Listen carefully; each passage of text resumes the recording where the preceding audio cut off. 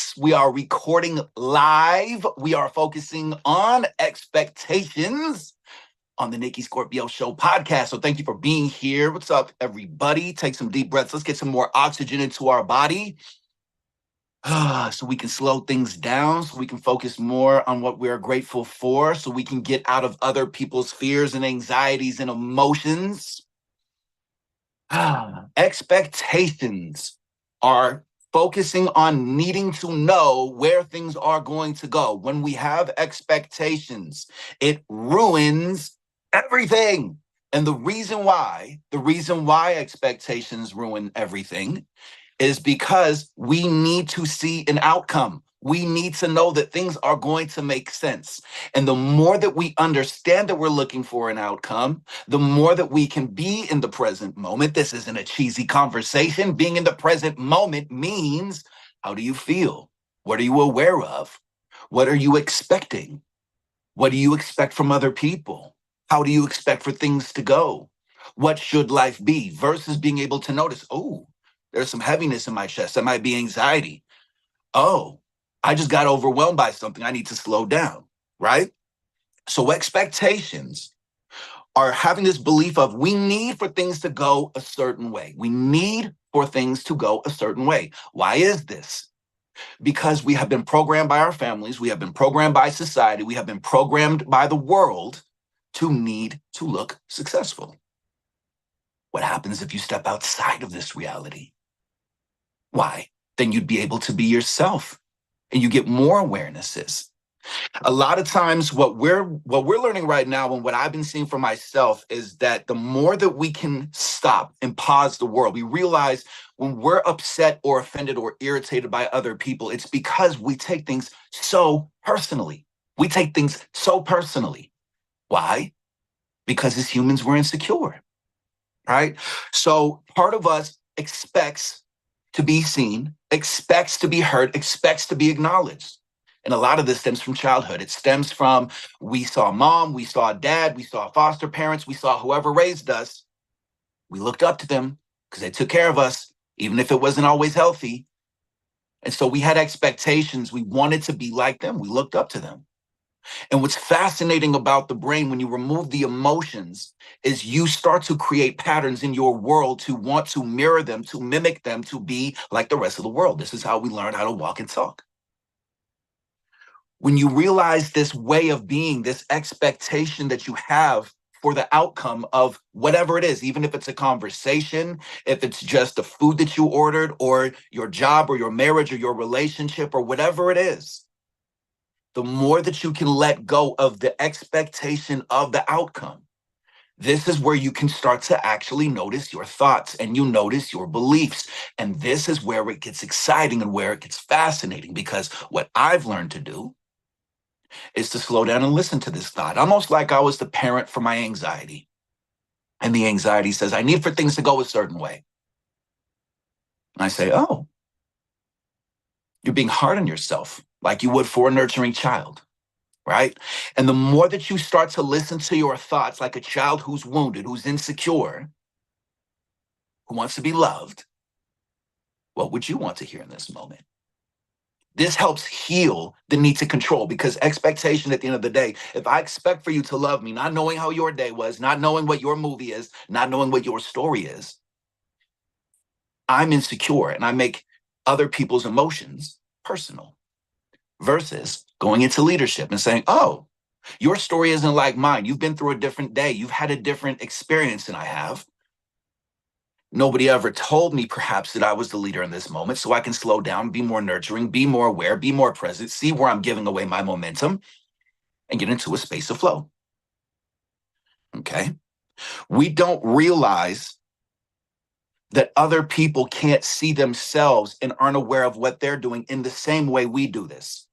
I expect for you to see me as successful. You expect for me to see you as successful. If we're in a business environment, if we're in a relationship, I expect for you to see that I love you. I expect for you to see that I'm providing, and you expect to be nurtured, or whatever the dynamic is. The more that we understand that we are letting go of removing expectation in the society and the world that we're living in now. This gives you permission to realize, oh, this is why I feel crazy. This is why I feel stuck. The programming of needing to know where we're going, what's going to happen, what's going to be next. Now, it's easier said than done, but it's been my experience. When I stop, notice how uncomfortable it feels to stop, track down my thoughts. I can actually slow down and I can hunt and I can find gratitude and I can find joy and I can find love. And then just like that, that feeling in my chest or that feeling in my stomach or that feeling when you clear your throat, for those of you who have been working on clear communication, shifts and it changes. There's a science to this. Your body realizes that it's safe. This creates resilience, emotional resilience. This creates trust. This creates safety. This creates self-confidence. The more that you are able to disrupt the program and disrupt the pattern and check in to say, why do I need to keep on going? Should I go into this space with this feeling or should I stop and acknowledge there's resistance, which is a big part of changing the expectation? Right? So really start to notice as a human, you want to know that you're safe. You want to know that you're loved. You have to categorize things. Some people might hear this conversation and just need to categorize me. People might categorize you. That's what we do as humans. In fact, our brain actually categorizes all the time, and it can miscategorize. It can misinterpret information, and we can be reminded of something that isn't categorically authentic to where we're going. One of the things that I've been working on is identifying flow. Even before this podcast that we're currently recording, anxiety showed up, needing to be on time. How many of us need to be on time in the world that we live in versus stopping and saying, why do I need to be on time? And I'll tell you, as a single guy, it was different being in control versus being a father raising 3 children with a pregnant wife. Different, right? So even though it's temporarily frustrating and sometimes our anxiety and our need to control things and our panic attacks and our vision, it might create disruption within other people. We can always slow down, call ourselves out and say, hey, you know what? I'm overreacting. I need space. I need time. Gratitude, gratitude. Thank you for this. Thank you for this. I can slow down and I can realize that there's resistance. I want for things to go a certain way, but they're not.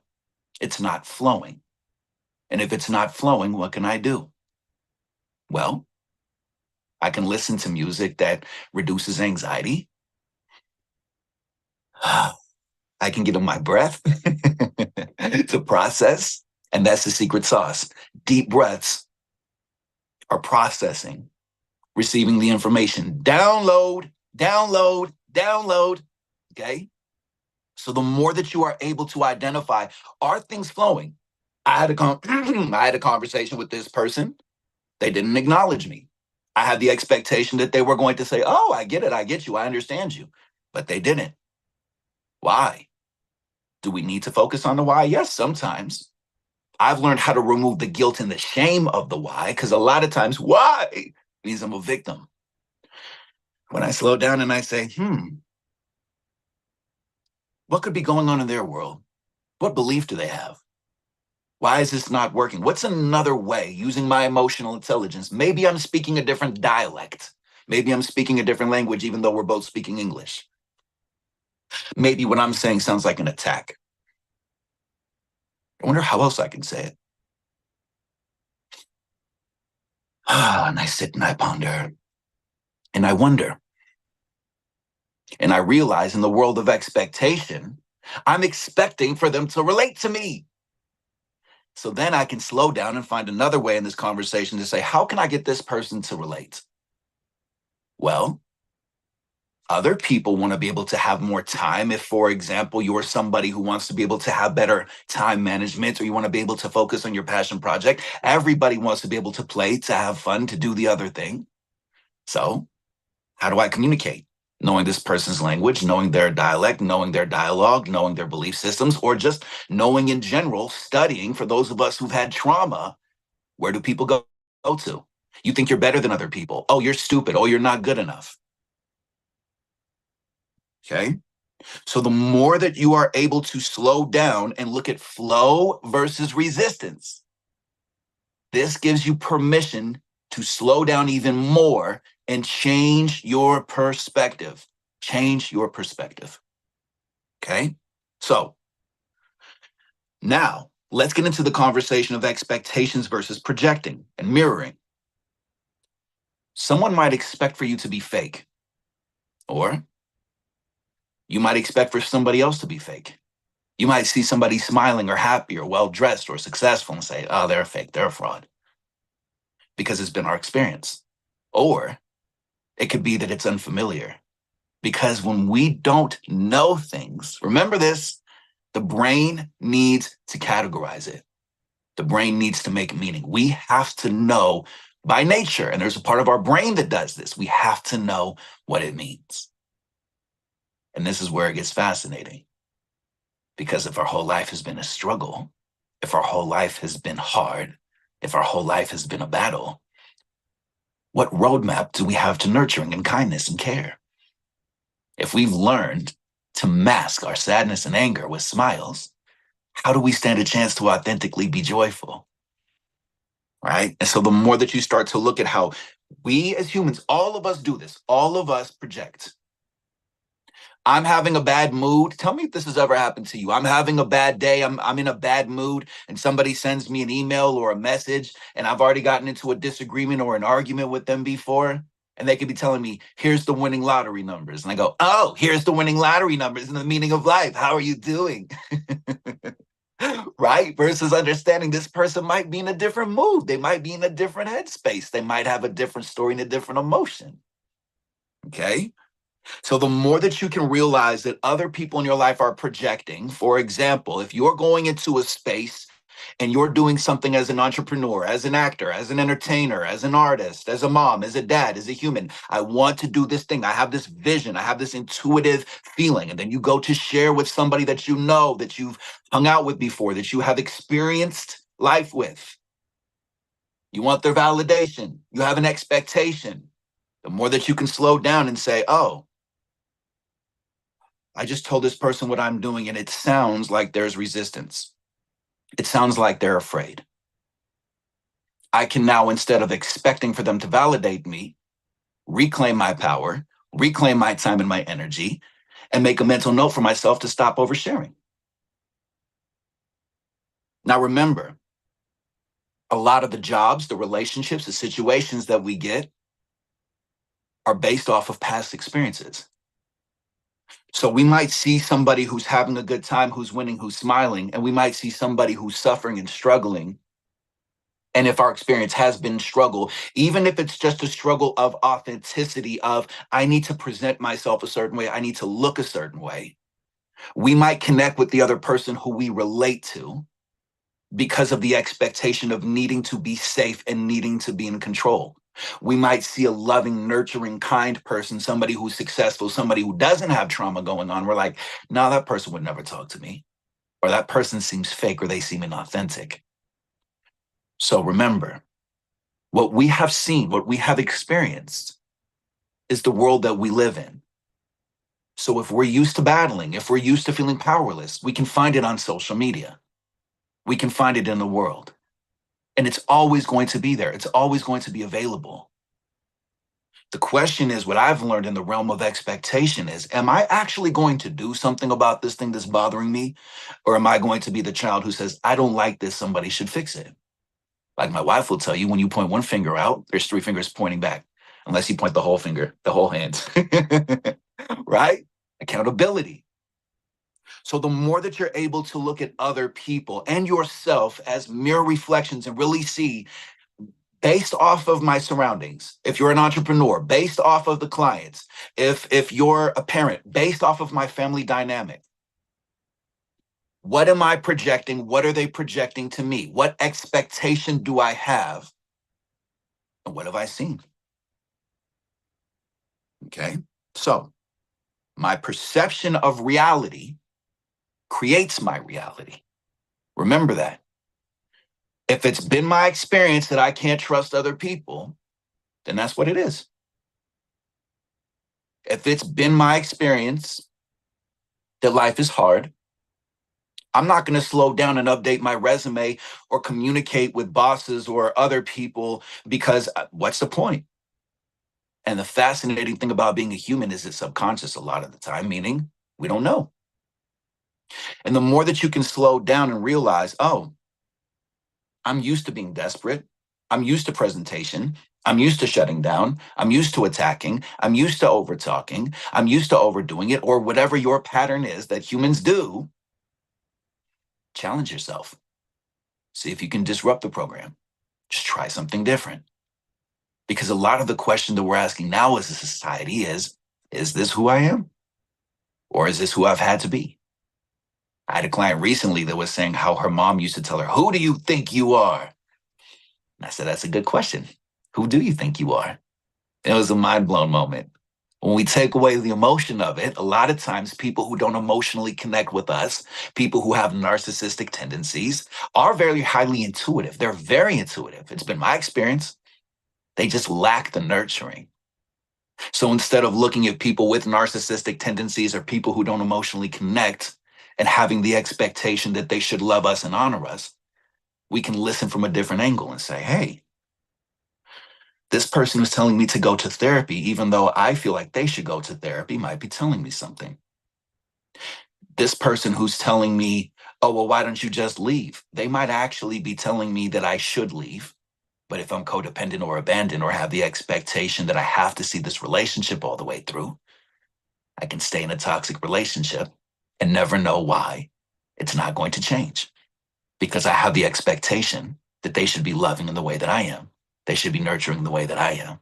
They should respect me in the way that I respect myself. So if I don't trust people, I trust that I don't trust people. And this is something that's very simple and very powerful to understand.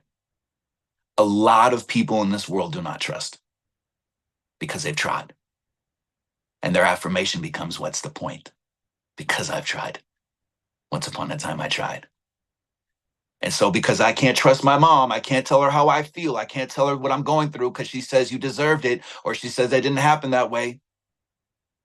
I can't trust my dad because he's working hard, or he abandoned me, or he passed away. And every single time that I meet a woman or a man, I get reminded of this person. And so when it comes to trusting, I can't trust. And I've never checked in with myself. Maybe that's the case for you. Maybe you've never checked in with your trust wound. Because if you think that you don't trust other people, you are 100% right. And you are the most trusting person in this belief of you can't trust people. You might trust that people are fake. You might subconsciously, and this was a big one for me, you might even trust subconsciously without even realizing it that you only deserve to hang out with people who are struggling and suffering, or that you don't trust to communicate your vulnerability. This is my baseline. This is who I am at the very core. I hated my story. And I trusted because people had bullied me. People had teased me about it. Society says that a man doesn't talk about his feelings, and there's homophobia because I was raised by two lesbian mothers. I had a gay father. It's different. You don't walk into an event. You don't walk into a party and tell people vulnerability. You don't tell people what you're going through. It's not what society wants to hear. But what if it's the golden thread? And instead of having expectations for everybody to love your story, you can use emotional intelligence to actually slow down, read people's body language, read people's eyes, read people's energy, see if they add to the conversation and contribute to the conversation or if they walk away. And this is another way of looking at flow versus resistance. Things are flowing with this one person. I don't need everybody to love me. I can step outside of the societal programming of what family should be, what friends should be, what networking should be, what success should be, and start to get into a space of I want to know my truth. I want to discover myself. I want to know who I am against all odds. And then life becomes fun. It becomes a game. So remember, other people do the exact same thing. Other people in your life might not trust that they can tell you how they feel, or other people might be showing you this is how I trust to communicate when I'm stressed. The only way that I know how to communicate with stress based off of childhood experiences is yelling or shutting down or attacking or fighting or freezing, etc., so on and so forth. And slowing down and really integrating this information, taking that deep breath when the boss says, "You're stupid." And you go,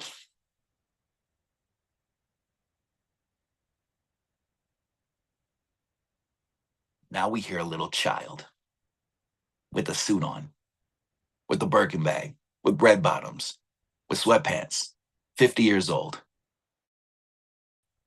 Emotional intelligence helps us understand that there's a lot of children in this world who are senior citizens, who are over 18, who never got the chance to slow down and get nurturing and get love and get attention.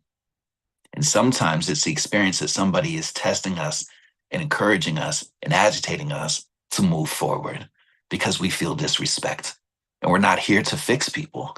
In fact, in the world of projecting and mirror reflections, if I need to fix you, that means that I feel that I'm broken. That means that I actually know the meaning of life. It means that I'm playing God, however you want to call it. And I don't. None of us do. What I can do is lead by example, embody what I'm looking for from you. I can even show to you what I would expect from you. If I'm having a bad day, my wife will tell you, we go shopping. I thank the other person for working. When I'm looking for love, I show it. And this helps me as an introvert. This helps me when anxiety shows up. Okay. So remember, a big part of the world that we are getting out of is not projecting how we're used to getting attention by yelling and arguing or being silent. And this might show up in your homes if you're a parent, and your kids might even be reflecting that to you. Your world might be showing you, because this is the fascinating part about being human and the subconscious mind where all of this is hidden. It feels logical, it feels justified to yell, to shut down, to attack, to defend, to force the relationship, to say you're not getting me over and over and over again, self-sabotage. So the more that you get into this conversation of, where do I have expectations? Where am I controlling? Why am I irritated by this person telling them to get a job, telling them to get a better job, telling this person to love me, telling this person to respect me, telling my kids not to yell, telling my kids not to fight, telling my parents that they should love me and they should respect me in this way and this way and this way, versus really slowing down and identifying this isn't flowing. Remember, the thing that scares you the most, as long as you're not hurting or manipulating yourself or other people, in my experience, is the most transformative, is the most powerful. Every single thing that has given me love, joy, and purpose, once upon a time, even live streaming, even coaching, scared the living you know what out of me. Because intuition has a logic of its own. Manifesting in the dictionary is clear or obvious to the eyes or to the mind. And so if our world has been the vision of stress, anxiety, judgment, battling, presentation, needing to look good, and we get into a space of, I need to leave this small goldfish bowl and step out into the ocean. I need to stop being a big fish in a little pond. I need to end this relationship that's toxic. I need to reclaim my power. I need to remember who I was before this person gaslit me. I need to leave this job. I've been working with this company for 30 years. There was even a meditation I was doing with Deepak Chopra, and he was talking about how there was somebody who had a job and he was in business in the Fortune 500 world. And he got laid off from a company he'd been working with for about like 25 years. And he felt afraid. Then he realized he liked to make pottery. And he slowed down, started making pottery just for fun. And then his friends saw the pottery, thought it was talented. One of his friends wanted to buy some of the pottery. Now he has a business. Expectations will ruin everything unless you slow down and stop and say, okay, here I am, down the water slide, falling into love, falling out of love, falling into the gold, falling into the gems. That's how I convinced myself. You are falling down into success, because it felt like I was barely hanging on. And I said, all right, I'm going to let go. And it was scary until it wasn't. We learn lessons when we let go of expectation and let go of control. We get to hear other people's pain and suffering and misery and frustration, and we get to step into leadership. Great things are sometimes very scary. Powerful things, transformational things can bring up every single fear. So this has you slow down and say, can I confront this fear? This anger, this sadness, this agitation? And perhaps what you're confronting is yourself. So I'm going to ask a question. There's actually somebody on the other side in just a little bit. I'm going to ask her a question. She's part of this beautiful family of ours. And the question that I'm going to ask, and I'm going to answer it first, and then she's going to hop on and you're going to hear the audio, is what is an expectation that affects your reality? And one of my biggest expectations in my life that I wasn't aware of until I really started learning about trauma and emotional intelligence was family dynamic. The expectation that people should treat people kindly. The expectation that I shouldn't show anger because anger hurt once upon a time. The expectation that this other person should understand me. And a subconscious belief of I need to control myself by getting anxiety, by feeling overwhelmed, by shutting down, by being defensive, by being passive aggressive, by being indirect. The more that I slowed down and I asked myself, why do I feel like I can't show anger? I was able to actually track it down to my childhood. The only reason why I'm here, and there's a lot of different moving pieces, but one of the biggest pieces of how I got to this level of success, cameras off, lights are off, audio's off, love myself, was by actually realizing I have this expectation that people should see that I'm angry, and people should see my resentment, and people should know that I'm hurting, versus understanding I haven't clearly told them. That helps me slow down even more and realize, oh, I've tried telling this person, but I haven't said it in another way. Let me try a different tone. Let me try a different approach. Let me try a different way. I kept on feeling resistance. Finally, it came to a big voice and it felt out of body. And what was fascinating, because I talked earlier about narcissistic tendencies in people, what was fascinating, and this is why I'm intrigued by people who don't emotionally connect for whatever reason, however you want to frame it, is this person in this last relationship, she said, good. When I finally yelled, it was out of body. I felt guilty at first. She said, good. I said, why is this good? And she said, oh, you always seem like you have it figured out, like your life is perfect, but I see your anger. And I realized that she lacked empathy. She lacked nurturing. And even though I felt guilty, there was a new feeling that I had felt. It was this powerful feeling of, oh, I actually told this person how I felt and they know now. And that's authenticity. The more that I started practicing slowing down and really finding ways to communicate my anger in a healthy way, to identify that anger helped me identify that I was insecure. This is where I was able to befriend anger. And now when I communicate with people and I work with people from all over the world, my fire centers me. Fire cooks us food. Fire keeps us warm. Fire protects us. So the more that I was able to slow down and practice healthy ways of expressing my anger, my frustration, my insecurity. And part of that meant stepping into another room, stepping into another space and taking time. This is where everything changed. And the more that I acknowledged that change, the more that I saw the resistance on this other side. So it was very logical for me to step away. So in just a second, we're going to have somebody whose name is Shirley. She's been on these live streams before. She's part of this beautiful soul family of ours. She's going to talk about something in her world where there's an expectation where she's tried to be a certain way, communicate a certain thing, do a certain thing, and there has been resistance. So the question is, and this is for all of us to focus on, what is an expectation that has affected your reality recently or in the past? And really taking time to slow down of what is this expectation? How has it been affecting you? And what's the story? So just give us a second here so that Shirley can take time, take her deep breath, just make sure everything's good.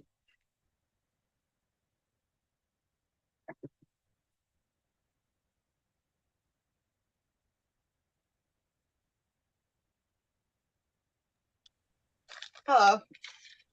Hey, Shirley. You guys hear me? Just want to do a quick audio check real quick. Can we all hear Shirley? Just give a yes real quick in the live stream.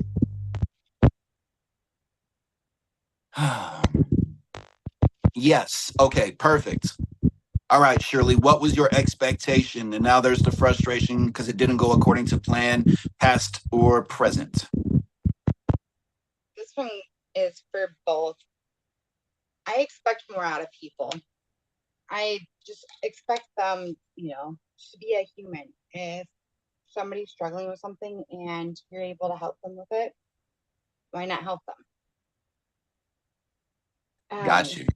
It's more so I want to make sure everybody's happy over my own happiness, my own needs or wants or anything like that. Um, I guess it's just I keep telling myself I would be better off back in the old days when people were just honest and like, wait a second, I'm putting, just assumptions. I don't know that they were actually better people. You know, they could have all been how we are today. Who knows? Yeah. When you say when because I hear you and I appreciate you sharing. When you say that things would be better off like how they were back in the day, part of what I started realizing is that there's there's this thing. I just want to stop for a second because there's like a sound or a noise that's going on. I don't know if you're holding your phone, but you can just if you could just okay, there we go. All right. Oh, still hearing it. Are you holding your phone? Are you walking or I have it on a stand. Let's see. Is that better? yes, much better. Um no, there's still like a weird sound that's going on.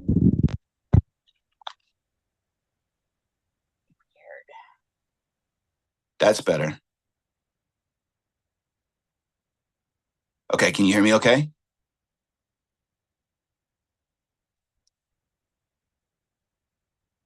Hello, hello. Okay. Okay. So, who were you? How would you describe yourself when you were back in the day? Like, how was your personality? Like, were you more enthusiastic? Were you more optimistic? Were you more I like was confident? How would you describe yourself? I was always around friends and family. I went to parties all the time. I did cheerleading. I did wrestling. Just always around people. I did really well with people. As now, I'm not very comfortable even going into a gas station. Got you. Okay. So, and then also so who you were before was more outgoing, more involved and life changed, right? Like the lockdown happened, things have happened in your personal life. And so now there's this expectation of, I want for things to change. I don't like how it is. And then now you're around family in an intimate situation and expecting more of them, expecting love from them. If you could turn it around, what expectation do you have from other people that you can see now that you can give to yourself, and how do you see that showing up? Like, so for example, I'm expecting for people to love me, but I don't know, like, let's say you and I are friends, right? Let's say that you and I are like, we live nearby each other and we're hanging out and you're telling me some good news. And you're like, Nikki, I just got this new job and I feel really good about this new job. And I think this is it for me. And you notice that I'm not acknowledging you because unbeknownst to you, I have a trauma going on, or I'm in an abusive relationship, or I just found out some terrible news. And I was never really taught how to communicate and how to nurture other people to acknowledge their success. So when we look at other people and say, I expect more out of people, they should be acknowledging me, they should be seeing this. What can you give to yourself in that moment that you feel like that you're lacking from these other people?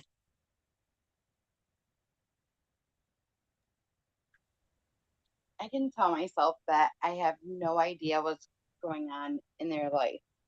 I have no idea what their whole situation, what their whole day's been like, or even life's been like. So I can't take it personally.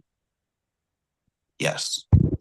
And is there something that you want to do that's connected with your purpose that you feel like you might be distracting yourself from, like self-sabotaging in a certain way, where it's like, for example, I might be around somebody and I'm telling them I want to learn about mental health or spirituality, and they're like, "Oh, that's stupid, that's fake, that's not a real thing." And because I have this codependency, I'm expecting for them to go on that journey versus slowing down and realizing it's not flowing. Like, is there something else in your life that you feel like you want to work on and you're noticing that you never have time to focus on that, or it seems like it'll never happen for you?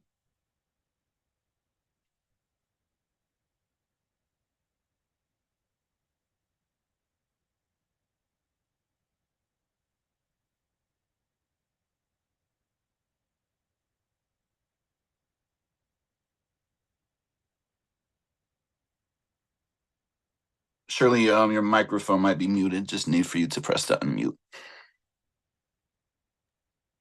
There we go. All right.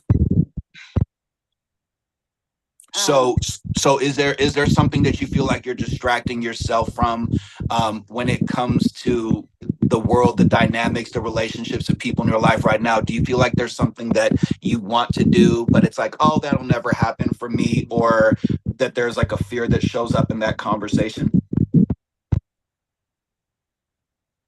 um, I just fear people now, I guess. Just Okay, before I didn't care. I was like, oh, it's fun. Let's go to the store. Let's go to the movies. Let's go wherever. And now I'm like, yeah, I don't know about that. There's a lot of people there. got you. What's the fear that shows up for you? Like, what's the thought in one of those circumstances? Is it like, for example, I know for me, a lot of what I worked on was image insecurity and people seeing me at different angles and like being seen 360 degrees. What's the thought that shows up where, oh my God, because a lot of people are experiencing this, right? Like, what's the fear that shows up? What's the thought? I guess I'm afraid to be taken advantage of again because people know that no matter what, like I'll be there for them. My sister, it was one of the hardest things ever to tell her, nope, I'm not gonna come and save you this time. I'm not gonna do it this time. After so many times I can't even count that I have went and I've even though I didn't have anything, I brought her with me. Hey, it's not much. Here we go. But when I was in a women's mission with my kids or in the domestic violence shelter with my kids, she lived a mile away. She never showed up. And then I'm like, oh, okay. She must have had a reason for it, but there's no reason for it. She just doesn't care anymore. You know, one of the things my mom talked about, and thank you for sharing that, by the way, because I know it's not easy to talk about this. One of the things that my mom talked about when I was a kid, I used to get in trouble. I would go to school and it would just be, Nikki, go to the principal's office. And I would get irritated and I would say, this teacher keeps on saying that I'm doing this for no reason. And it's annoying for me because I obviously have a reason. And my mom, who's a teacher, thought that was an interesting concept that she took with her, right? So people have a reason. This is the expectation. This is where control shows up. You deeply and profoundly love and you care. And I appreciate that. I get that, right? The change is, which I talked about earlier, the change is when we expect for people to grow, we don't know whatever you believe in, God, spirituality, universe, goddess, whatever. We look at other people as needing to be fixed because it's a projection, right? And so the more that you're able to slow down, can you see that there's this part of you of, yes, there's a fear, which is an understandable fear of, I don't want to be around other people because I feel like somebody might take advantage of me. Can you also see when you slow down even more that there's this guilt that's showing up in your world of, I can't fix my sister? And if you were to go back and slow down and talk to that younger version of yourself, who's like, Shirley, I'm so responsible for my sister. I have to wake her up in the morning. I have to make sure that she breathes. I have to make sure that she eats. I have to make sure that she's loved. I have to make sure that she's taken care of. My life doesn't have as much value as other people's because this is what I was told and this is what I was taught. And I'm not good enough and I don't trust and I'm frustrated because a lot of times our trauma isn't in this year in 2024. It's in the past. If you are the nurturing parent or the guardian or the protector or the friend that you wish that you had, what would you tell this younger version of Shirley who's just so hard on herself and loves so deeply and feels so guilty and so responsible for her sister's life, for her sister's stuff? What would you tell her so that she could have peace now? And take your time.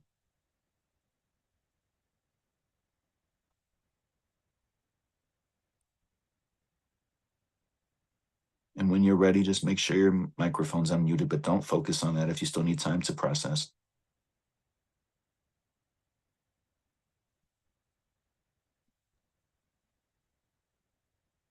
I can't change what other people do or what they believe or anything on it.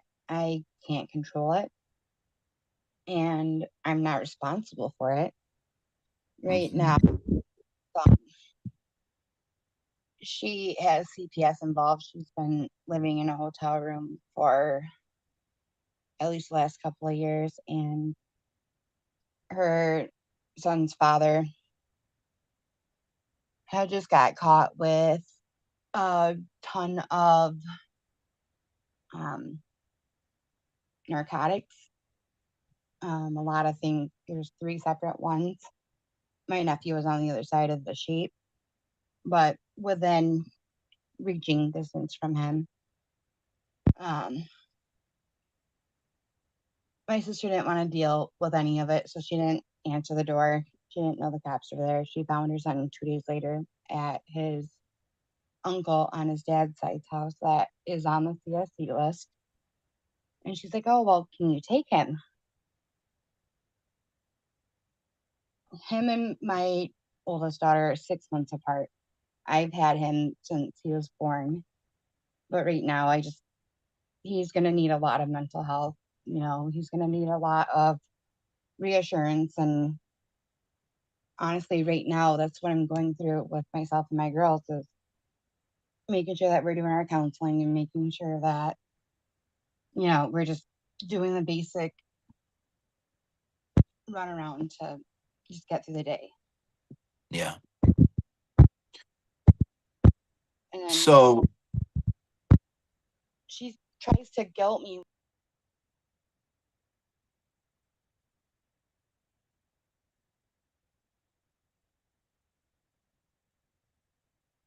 I think you got muted again. You're saying your sister's guilt tripping you. Yeah, which I know is partially true. My nephew, he's like one of mine. We just have that bond and everything. And that's how she always just drags me back into the chaos and everything like that. Is because she knows that I'll do anything for that kid. And right now What I can't. So it's a lot. what's in what way does she guilt trip you? Like, what's the conversation? What's a sentence or what's the category around it of like, this is your fault. You should be fixing this. You're doing something wrong. Like, what story? Like, what is that guilt trip that your sister's putting on you? Oh, well, you have a place to stay. Caleb's gonna get taken from me. I have to do this. He hasn't been to the doctor in X amount of time, and you live right there.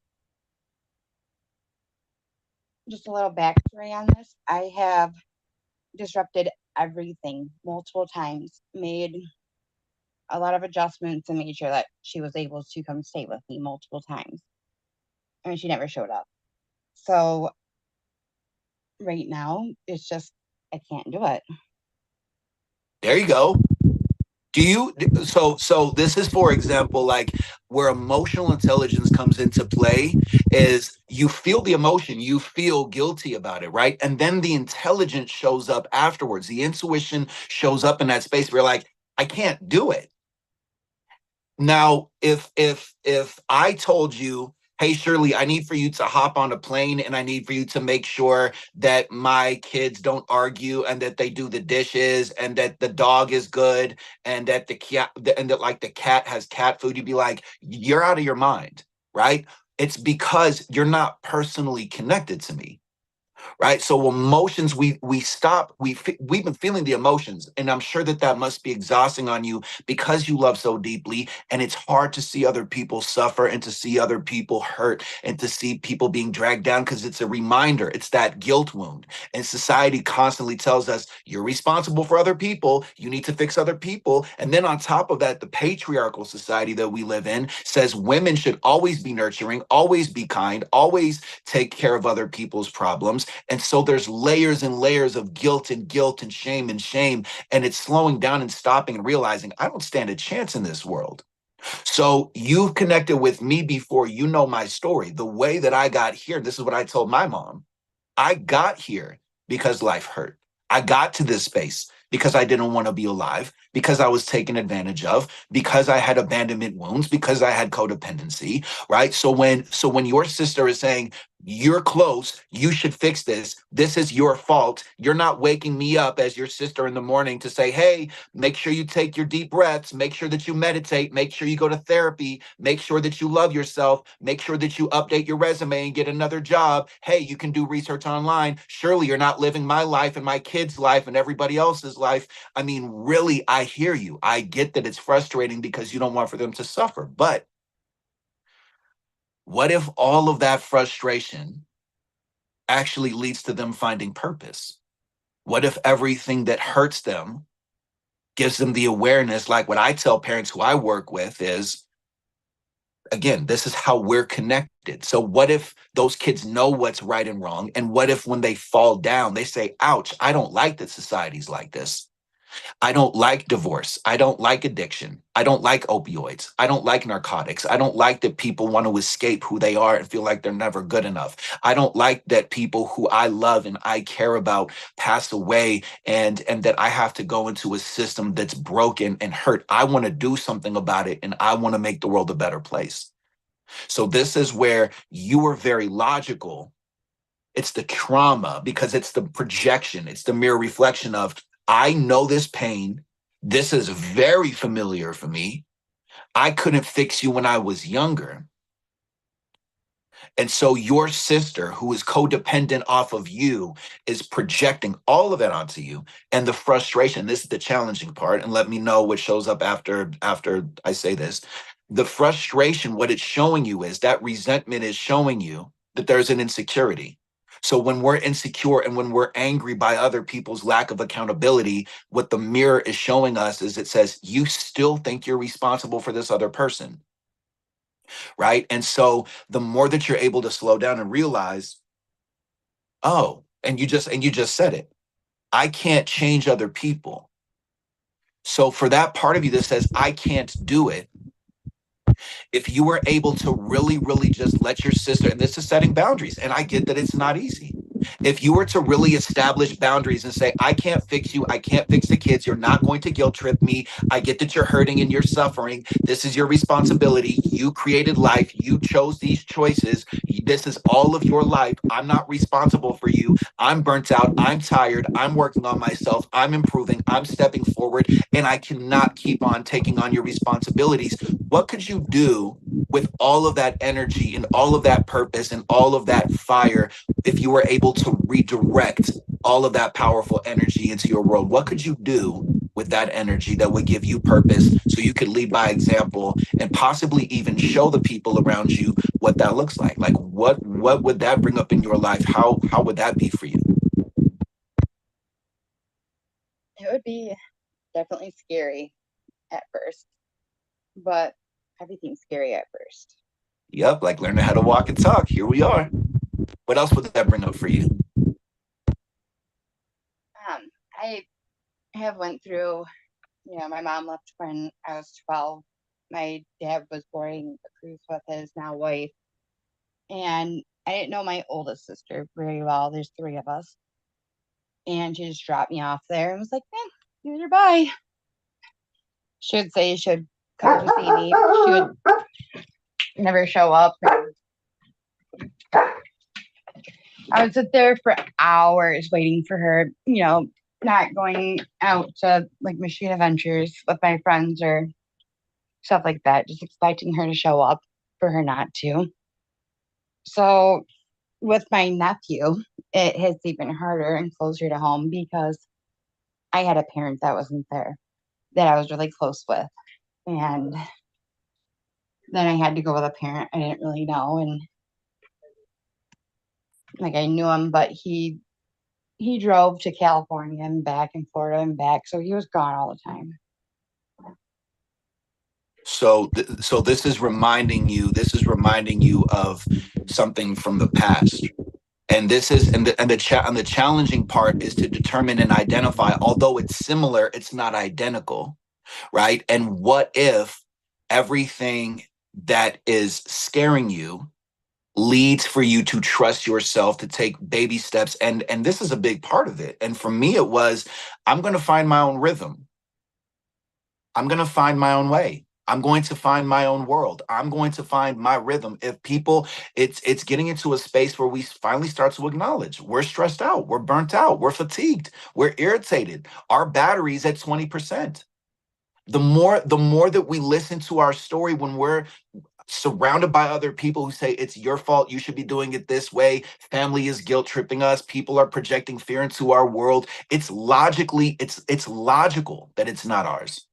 Emotionally, we feel responsible because the subconscious mind goes, oh, I was abandoned and this person is abandoned and I felt really sad and alone. And society says that that's not successful. And when we slow down even more, we say, you know what? I learned how to be strong. I learned how to be kind and loving to other people in a certain way. In a certain way, abandonment has helped me and protected me. And sometimes that strength is necessary and needed. However, I want to start determining consciously and subconsciously, because our brain doesn't know the difference between perceived reality and reality. We are not there anymore. That's not where we're located. We are no longer responsible for other people because, again, emotionally, we feel guilt. Logically, they could be going to therapy, they could be meditating, they could, if prayer is your thing, they could be going for walks, they could take cold showers, they could take hot showers, they could listen to music. There's a million different options that all the people in our life who are projecting guilt and insecurity and shame and frustration are not focusing on. So the more that we remove, it's good to have emotions. Emotions are a necessary thing. Sometimes the emotion is created in childhood. And so it's saying, hey, you're feeling guilty, and this guilt is gigantic. Slowing down and creating space and taking time helps us see, I am really angry and really irritated and really pissed off and really frustrated and really annoyed that this other person is guilt tripping me and that they're not taking responsibility and that they're not being accountable or that they're not seeing me and they're not seeing that I'm drained and I'm tired and I'm fatigued. And then we go, Eureka. This person doesn't know that I'm frustrated. I have expectation that they should see what's going on. Shame, shame, shame. So this is where it's being able to stop and say, perhaps I need to slow down and have a conversation with this person to say, hey, moving forward, this isn't going to happen. And you can find somebody else. It doesn't matter that we're family. You're not going to put your shame and guilt onto me. You chose to be involved with all of these choices, with all of this chaos. You had options, you had choices, you chose all of this. I love you. I'm not responsible for you. I'm tired. I'm burnt out. Or it's just being able to move forward. And I've already tried. I've already done it. And so I'm going to start redirecting my energy, taking 30 seconds here, 2 minutes there, 5 minutes there, 10 minutes there, not telling people about it, almost like I'm an undercover superhero and I'm just learning what this feels like and what this looks like and how to embody it. I'm not going to even explain to other people because they're going to give me their chaos and their battery draining, and they're not energy vampires. I've just been lacking boundaries. So I'm going to move forward and not be guilty and not be ashamed and see what happens, because sometimes people need to fall down in order to pick themselves back up and to build their character and to learn the lessons, and it's being able to redirect that, right? So can you see how, even though this reminds you of your abandonment and your neglect, can you tell yourself and tell that younger version of yourself, we are not there anymore? And even though there's this part of you that has this expectation of, I should be here, I should be there, I should be in a different place because this hurts, which I get because it took me 30 years. I'm 39. It took me like 30, 35 years to get to this space now. What if this part of your movie changes everything? What if everything transforms? What if everything goes right? What if you really start to double down and realize it's not selfish, you're self aware, and that you are realizing that other people are factually crossing your boundaries and that they're factually not respecting you and that they are factually responsible for themselves and they're just putting all the energy onto it. And once you get past this thing of I'm guilty and just say, hey, you know what? Shirley loves deeply and she has a big heart. And now it's Shirley's time to experience the love that she has given to other people for herself. Can you find some way? What would you tell that younger version of yourself so that you can be like, listen, we're not here anymore, and this is blocking us. There's new people in this world that want to love us. There's new exciting opportunities in this world that want for us to show up and want to meet us.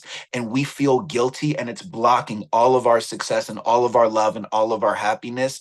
And this person needs to fall down. And it's okay. Sometimes when people hurt, they learn and they grow. And you're a good person and you're a loving person. Like, what would that, when you slow down, take a breath, what would that conversation actually look like if you were to be the parent or the guardian or the warrior or the protector or just that person who's able to step outside of yourself? What does she need to hear so that she can finally, because it's, you hit it, it's, I can't change other people.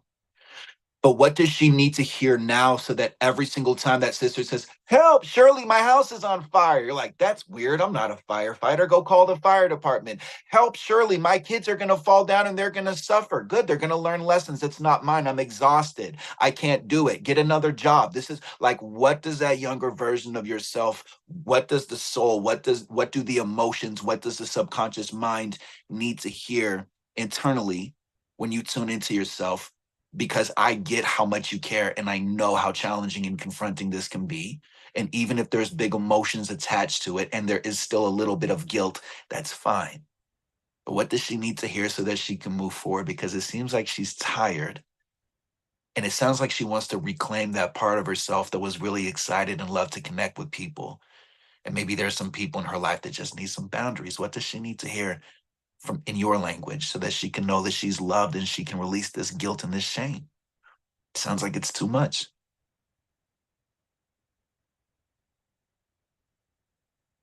Take your time and just unmute your microphone when you're ready. Take your time, please.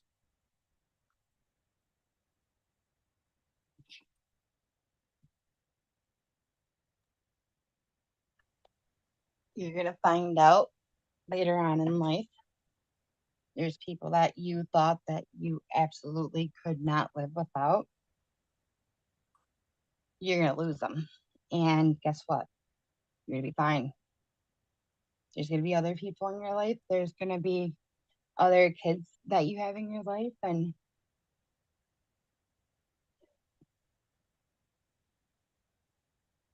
you're going to get through it. It's going to be not pretty at all. It's going to be very tempting at times. Just call it quits. But you're going to end up with a couple kids that they argue a lot. They definitely express themselves to you a lot. But that means you're doing a good job as a parent. It means that they're able to talk to you the way that you never could talk to your parents. Um, and good, huge awareness. And is that younger version, is she broken? Or is she getting better? Is she loving herself more? Does she deserve I mean, doesn't she have proof right now because she's on a call and she's talking about vulnerability and she's talking about stuff that's courageous and not easy to hear and not easy to say, not easy to talk about in front of other people, and nobody's judging her and nobody's mocking her and nobody's telling her that she's wrong. So what's her definition now? What does she need to know who she is now? Because part of this is actually realizing that we have proof in the new definition of I am enough. So in that part of where you said like, oh, it's not going to be pretty, it's not going to be beautiful. Yes, temporarily it's going to suck. There's going to be some frustrations.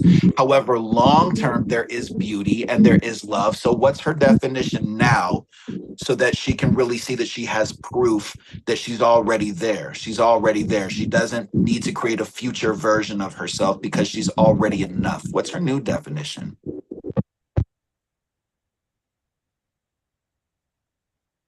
I think if I was my younger self talking to me, I would say, hey, get up. You have experienced so many things. Like CPTSD, it that looks like a joy walk. There is so many different traumas that you have overcame. You have lived in your car with your kids. You have went to a mission without a vehicle with your kids. You went through concussions. You went through everything. You've had your son taken away after CPS had said, "Oh, hey, it was an accident. You're trying to go back." As you're telling them, "Hey, he's changing his story. There's something wrong. There's something not right. He's changing his story." Having his mother tell you, "Well, I wouldn't say anything to the doctor when you ask her, hey, what is this sound in his chest that's going on? Like, I'm a young mom. What is this?" It was 5 cracked ribs after a broken arm at 2 weeks old. And then he's going to go live with that ex husband's aunt and uncle. And he's actually doing great. Surprisingly, like, Ah, I don't go see him. My dad does.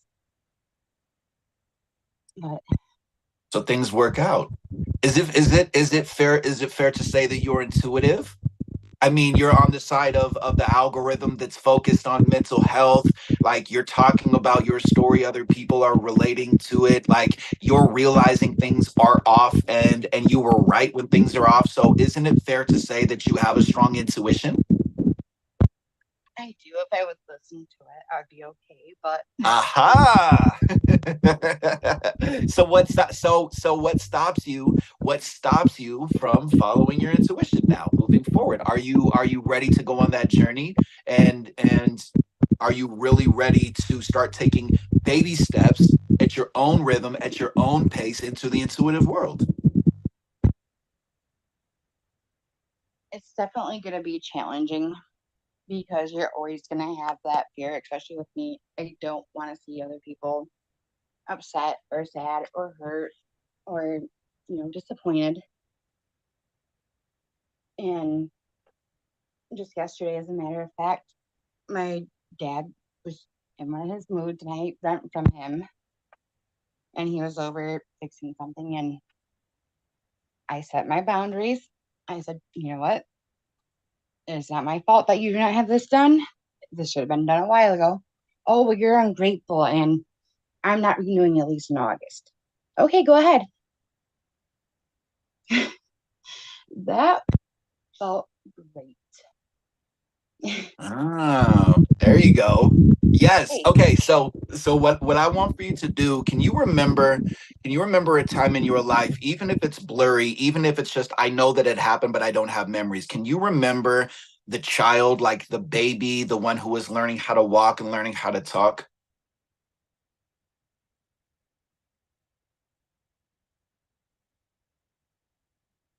Like do you have in your head, do you have like an image of who you were in that space, even if it's blurry?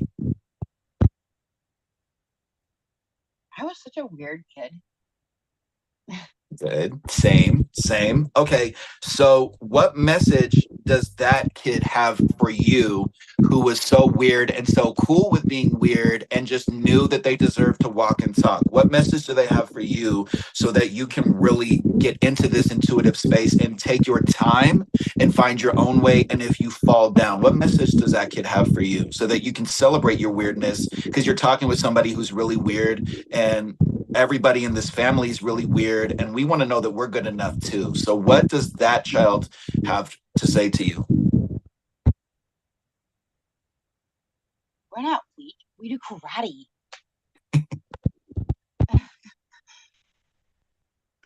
There you go. Even if we There you did go. break apart, we still do karate. We're good. Mhm. All right. So a big part of this is being able to integrate that part of yourself. Like, one of the things that you talked about is how there's fear that shows up. So, in the realm of fear with emotional intelligence, this is where we start to get into determination. So, we can identify, I want to do this thing. I want to get this job. I want to get this new home. I want to be in a safe neighborhood. I want to have nice things. I want to be able to find my purpose. I want to know that I'm enough in some way, shape, or form. There is a fear that shows up. A lot of the reason why that fear is gigantic is because nobody teaches us to slow down. So, one of the things that you talked about, Shirley, is I want to be able to move forward, and it's going to be ugly, and there's going to be like, oh no, it might be scary because I've been taken advantage of. So this is where you identified you have the intuition. We have intuition. Willpower and determination is the baby who says, I'm going to learn how to walk, and you cannot stop me. Like, even emotionally, for those of us who are shamed around our emotions, the baby was hungry, the baby cries. The baby was happy, the baby laughs. The baby was angry, the baby would scream. We're adults and we can find the balance and we can integrate that part of ourselves. This is like, I'm feeling this emotion. So when you identified your sister is coming from a space of guilt, feel the feeling. That is so irritating. It's so, I was just focused on something, and now oh, there it is again. My sister. Wait, hold on. I know how this is going to go. I'm not going to answer this call because I'm setting and establishing boundaries with my sister, with my family member. I get that you're hurting. I get that this is difficult logically, factually. This is not my responsibility.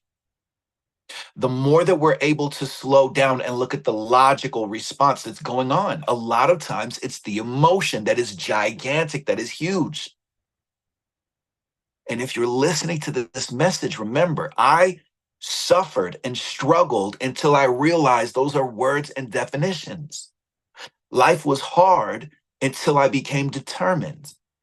Life sucked until I realized it was because externally it sucked. And it was like, my analogy with people is, I'm driving a car down the freeway, 150 miles an hour, rolling down my window, screaming at people, asking how to drive this car while I'm driving 150 miles an hour. Or I'm in a rocket ship and I'm saying, how do I drive this? How do I drive this? That's what we as human beings do.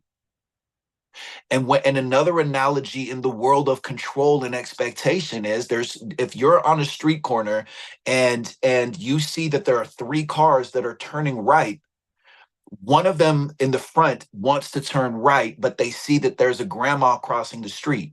So they wait and they take their time. The second car is a little bit impatient, but then looks around and sees that there's a grandma crossing the street, so they wait. The third car honks their horn and is impatient because they don't see what's going on. So we might be the first car where we're ready to move forward and other people are scared.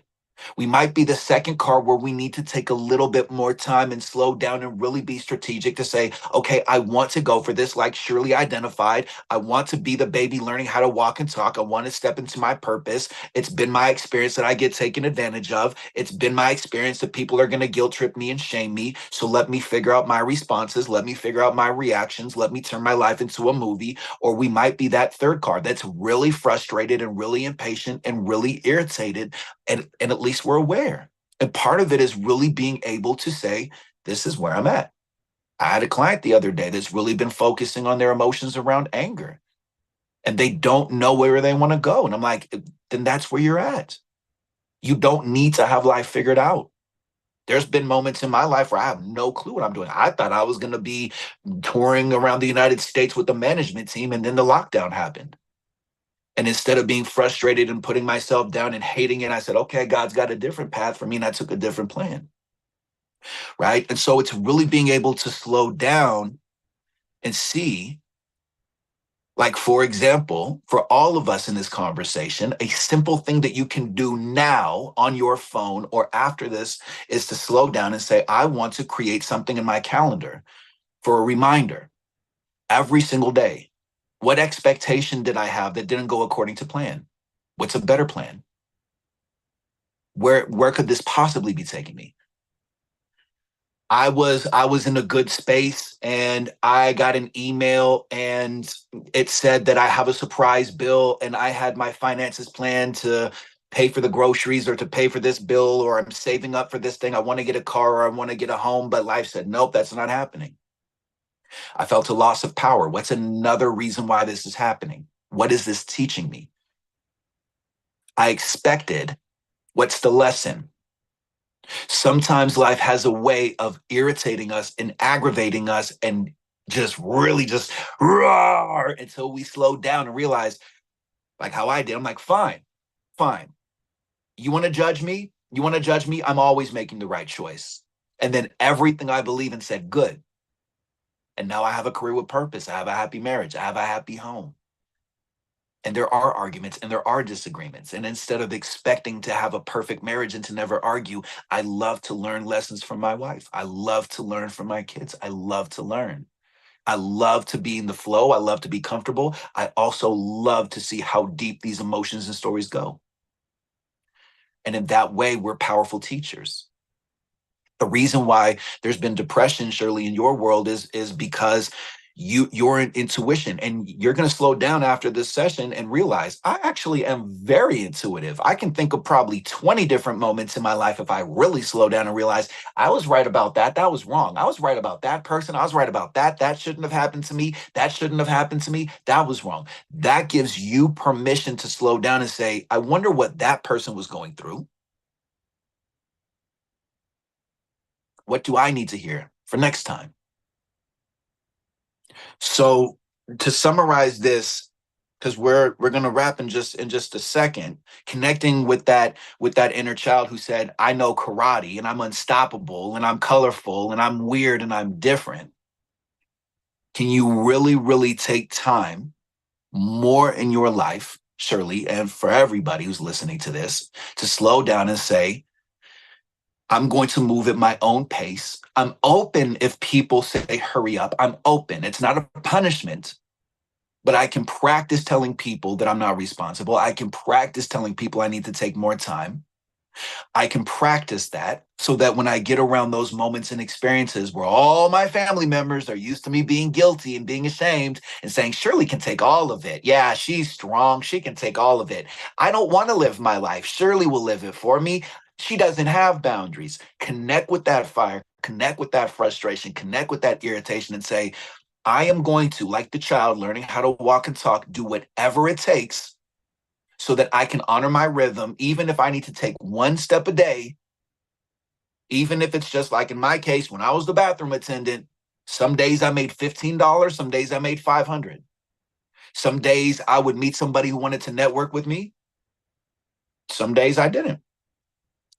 Right? And so there's always moments of inconsistency. There's always moments where there's going to be a feeling of I'm not moving forward. My question for you is what belief, what affirmation, what mantra, Shirley, just tuning in for a second, what are you going to tell yourself that you're getting better at? Or what truth, what new truth? Because you're talking to the child version of yourself when she says, oh God, I didn't make enough money. Oh, I'm letting down the kids. What are you going to tell her every single time until that creates the neural pathway, until that creates the new belief? What is your new truth? I'm getting better at this, or this is where we're going, or I'm grateful. Take your time in a second. What's a new affirmation or a new truth you can create When that guilt shows up and Shirley's like, I'm going to work on something that gives me purpose. And your sister's like, uh-oh, Shirley's learning about boundaries. I need to stop her momentum and block her. What is your new truth that you can create? Just take a second and think about it and then let us know. Take your time and then unmute the microphone when you're ready.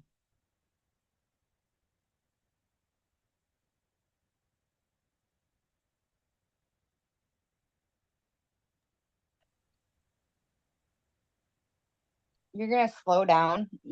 You're going to realize, okay, we can push some of this stuff off until later.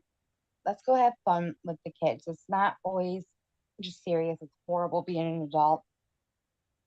Let's have fun with the kids. Let's go build that fort out back. Let's go do that fire. You know, let's go do the fun things that kids like to do. Oh, so things are going right. Yes, I do have a question. Yeah, go ahead.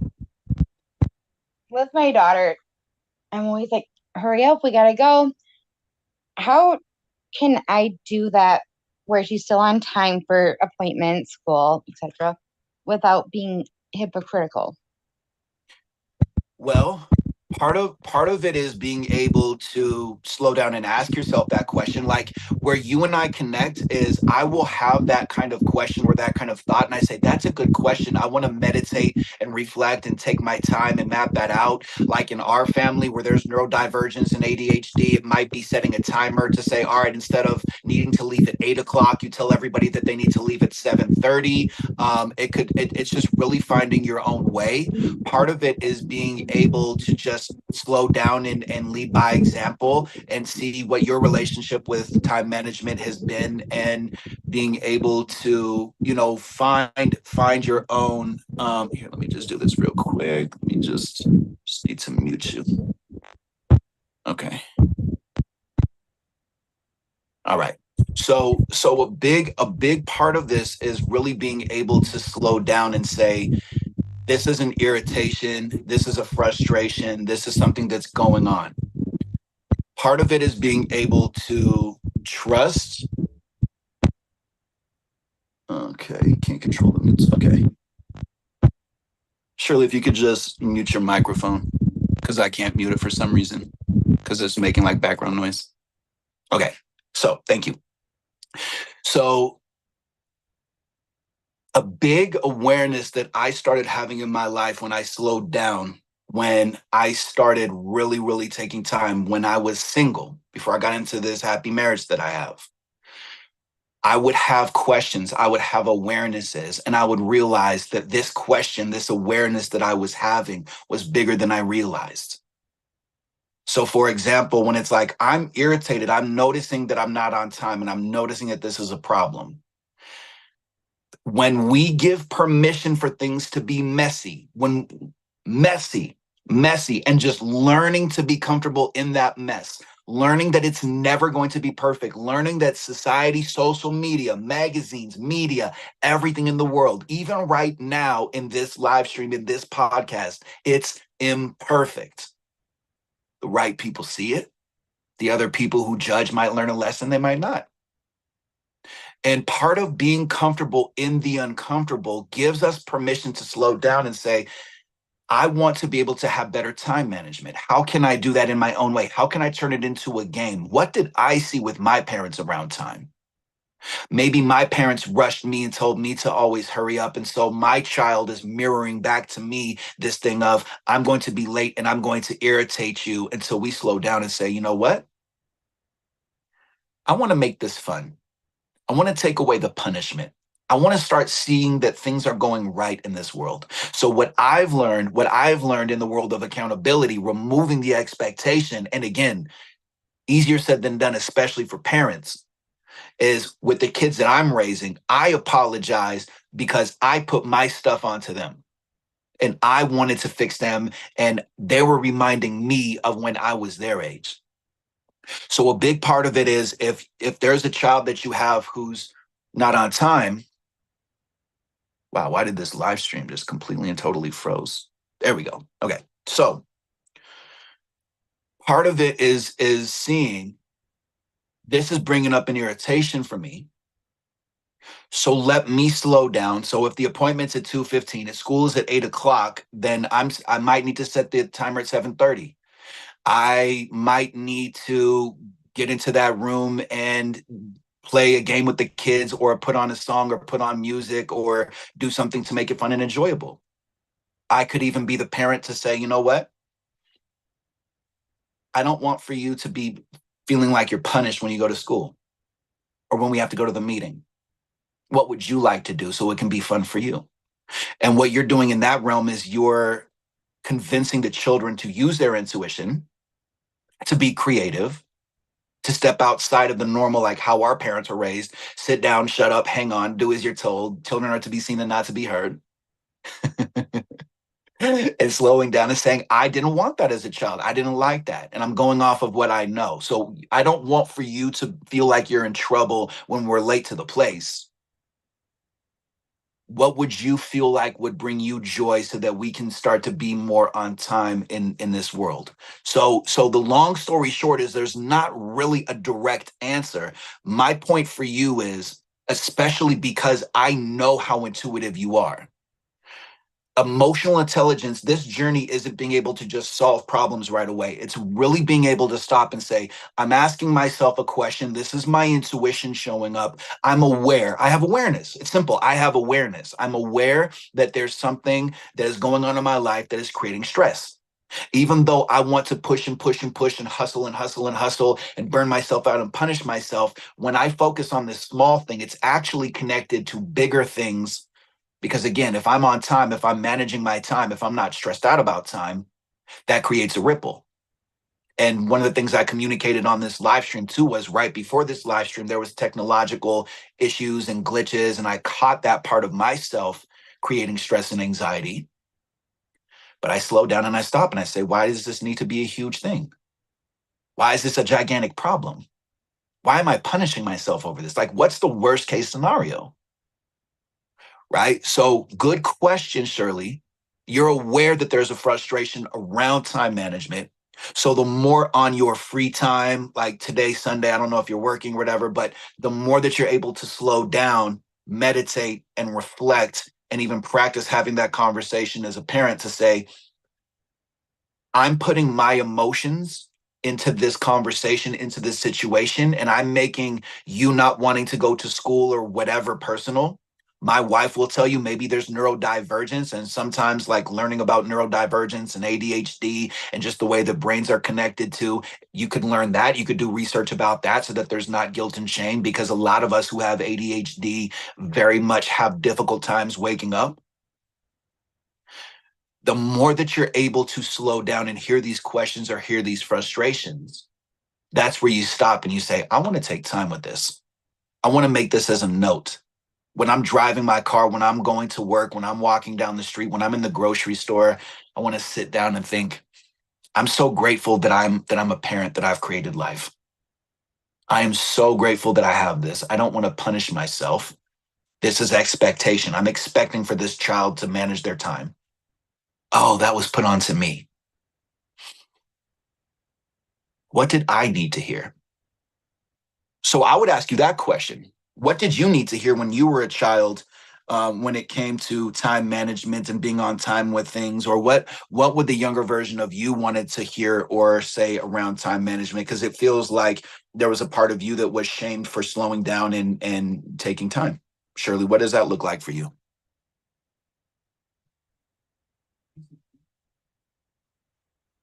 And take your time and just unmute the microphone when you're ready. If we're late, it's okay. I'll drive you to school. You're not going to have to try to figure it out yourself. With my daughter, more so, she calls me out on it. She's high functioning autistic, and that girl's my match made in heaven. Everything I don't like, she's like, hey, mom, you're doing this. So it's reminding me of my younger self a lot, especially with her and my youngest one. She's so emotional. So it's the best of both worlds. You have one Ah. blunt and one that's very nurturing and just, oh, are you okay? And she had called me out on it just the other day. She's like, Mom, you said it's okay to take my time. Why are you rushing me? Uh-oh. So I was like, wait a second. You're right. I am being a hypocrite right now. Yes. This is good. Okay. So to summarize, and just need okay, perfect. Okay, so to summarize, this is where I would say, because you have the awareness. I'm really into research. When I identify problems, I love to find solutions. So for example, TikTok, Google, social media, we can find the answers. We can find solutions. We can use AI. We can use different tools to learn. Like you have a child who has high functioning autism. So we can learn all the different patterns and all the different awarenesses so that you can remove the guilt and the shame. Your child is also hyper aware, just like I'm raising three boys and they're on different parts of the spectrum, so they see everything, especially the youngest one, who reminds me of how I was at that time. He's like, you're doing this, you're not doing this, you're doing this, you're not doing this. And I'm like, man, if you grew up as a millennial, phew. Right? And so what you're seeing and experiencing, this is the fascinating thing with clients I've had who are parents recently. Stop and identify, to summarize, to wrap this, identify your child feels safe with you more so than you ever felt safe as a child growing up. And really give yourself credit and really take time to process that information, because if they grew up in our world, they wouldn't be that way. That gives you so much permission to redefine yourself as a mom, to redefine yourself as a parent, to redefine yourself as a human, to redefine yourself as a woman, and to really say, you know what? My child is just reminding me of my guilt wound. I did, in fact, communicate this, and they're calling me out because they feel safe with me. They trust me. So let me, and I think we've gotten to a good awareness today.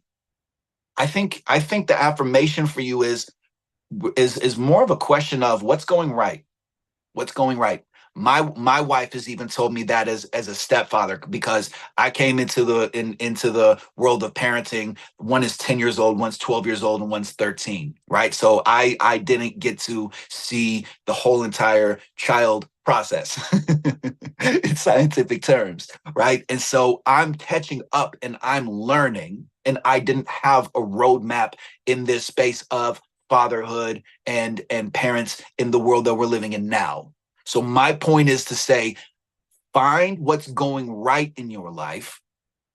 Like even in the conversation of Christ consciousness, even if you're atheist or whatever your spiritual belief is, a lot of the higher power conversation is being able to say, find the gratitude inside, find the kingdom inside, find the peace inside, find the love inside, find the joy inside, focus on what's going right, love everybody like they're yourself, be more childlike. And you as a parent, you as a mother have a child who's showing you, hey, remember when this happened? Remember when you were shamed? Remember when you were punished? Remember when you were in timeout?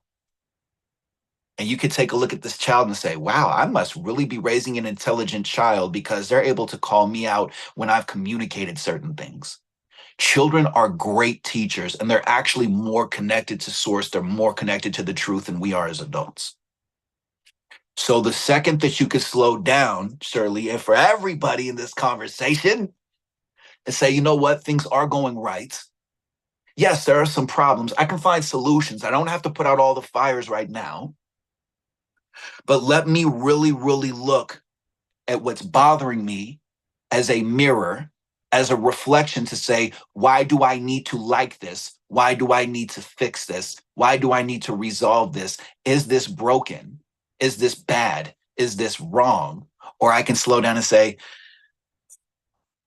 I'm not my mom. I'm not my dad. I don't have to prove myself anymore. And I think, Shirley, I think that's the nail on the head is you've made it, and you don't have to pay your dues, and you don't have to prove yourself to people anymore. You're not responsible for us anymore. Take some of that load off of your back, off of your shoulders, off of your neck, out of your stomach, out of that autoimmune system. Forgive yourself.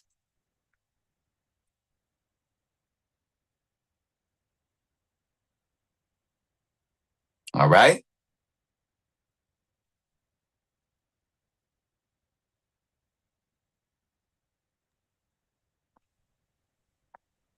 I think when I had moved here, I had, it was August and it just seemed like everything was falling apart. I had just gotten out of a psych hospital for an attempted the word. And it was my first attempt to leave a bad situation. And then you came on there and I started realizing things. I'm like, okay, step by step, what am I going to do? What's, the most important thing? My kids' mental health. That's the most important thing. When that had happened, my dad had told them, well, your mom doesn't care. She just, tried to do that. So they were afraid to talk to me. They were afraid that they were going to put too much on me. So I had to figure out a different way to talk to them and to explain to them what was going on and let them know, you know, no matter what, you can talk to me. It's okay. It doesn't matter what time of day. It doesn't matter what it's about. You can always come to me. It definitely took some time, but definitely with my older one, and that's the one that I had the hardest time getting through to. She has told me things that there's no way I would have ever told my parents. And I just wanted to thank you for that. Thank you for showing me a different angle at which to look at life. Well, I really want to say, because I know the microphone just cut off. I really want to say thank you to wrap this up. I really want to say thank you for showing up, and I have seen your progress. I've seen how determined and dedicated you are, and I think for all of us listening, watching, and being in this space, I really think a big part of this that we're learning is to just keep on moving forward like that baby, to really, really, really learn how to use walking and talking as a baby or riding bicycles. For me, I had to learn later because I grew up in the hood. Okay. To get back into the space of refresh, back to the basics. I'm overdoing it. Sometimes being an adult is boring and hard and a punishment, and there's too much pressure, and we're putting too much pressure on ourselves. So slow down, see what's going right. We don't always have to have life figured out. Watch out for how society hustles you and gets to you.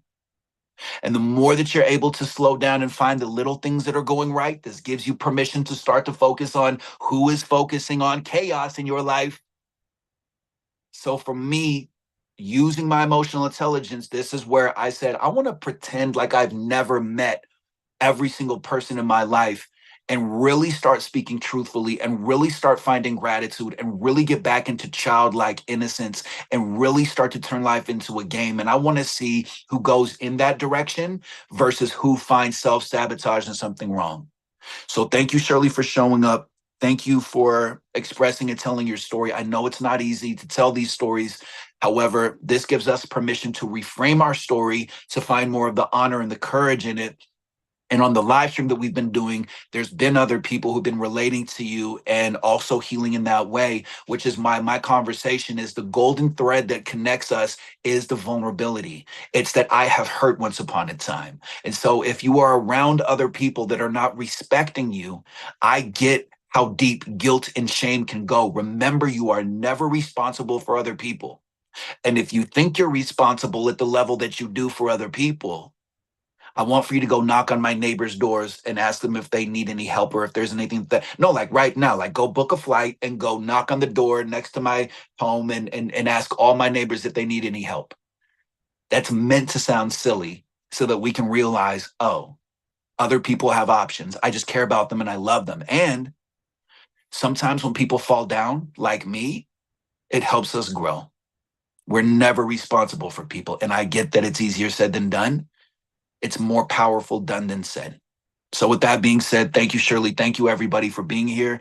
Thank you for being yourself. Take time to acknowledge your progress. Remember, you're not selfish, you're self-aware.